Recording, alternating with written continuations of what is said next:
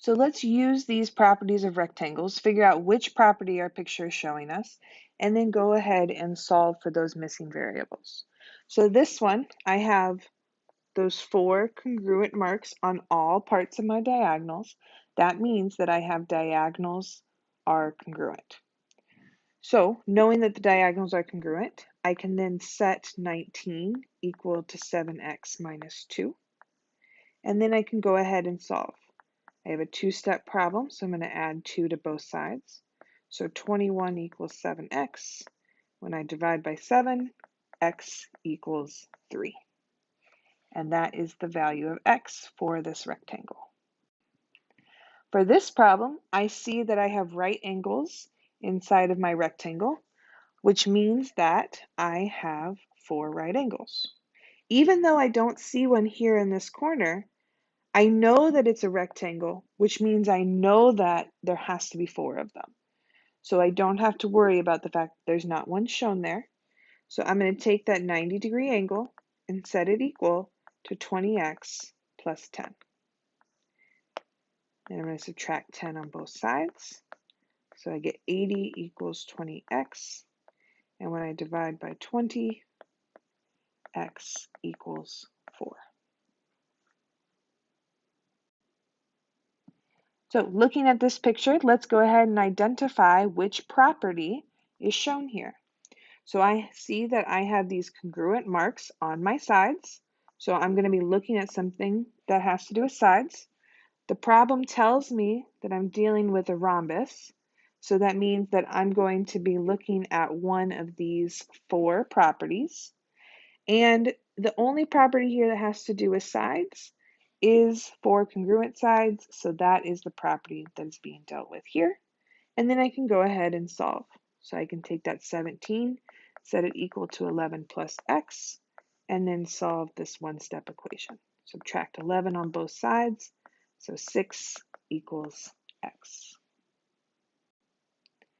Let's go ahead and try this problem. So for my rhombus, I notice that I'm dealing with diagonals that are bisected, or diagonals that bisect opposite angles, which means that I need to go ahead and look at each of these diagonals. So I'm going to have my blue diagonal where all 4 of these pieces are congruent. And then I'll have my pink diagonal where all 4 of these pieces are congruent. So notice that we've got a couple extra pieces of information here. I don't need that 48 degrees because that's on the pink diagonal and x is on the blue diagonal. So that's not going to give me the information that I need. So I'm going to use the 41x plus 1, and I'm going to set it equal to 42. And then I can go ahead and solve. So subtract 1, 41x equals 41, divide by 41, so x equals 1.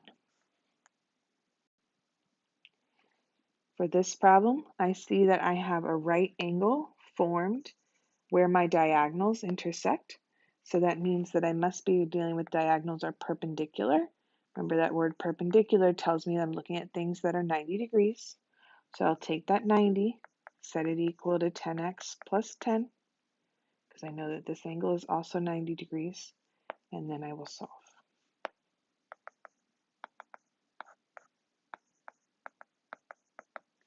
And when I solve, I find that I get 8 equals x. Take a look at this rhombus. I see that I have my congruent sides are all marked. And so this means that I'm looking at 4 congruent sides. So I can take that 3x minus 11 and set it equal to 22.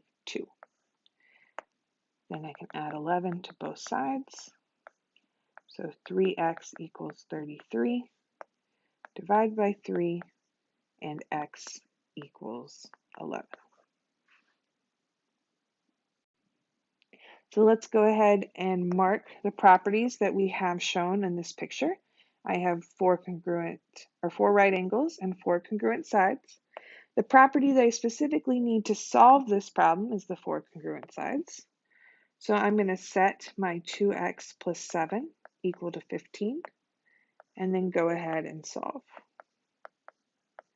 So I get 2x equals 8.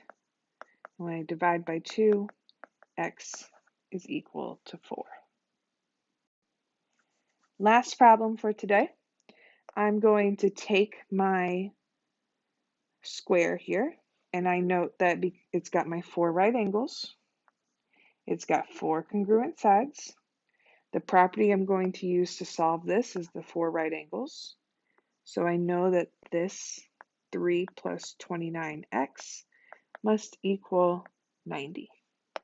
And then I can go ahead and solve. So I'll subtract 3. So 29x equals 87. And when I divide both sides by 29, I then get x equals 3.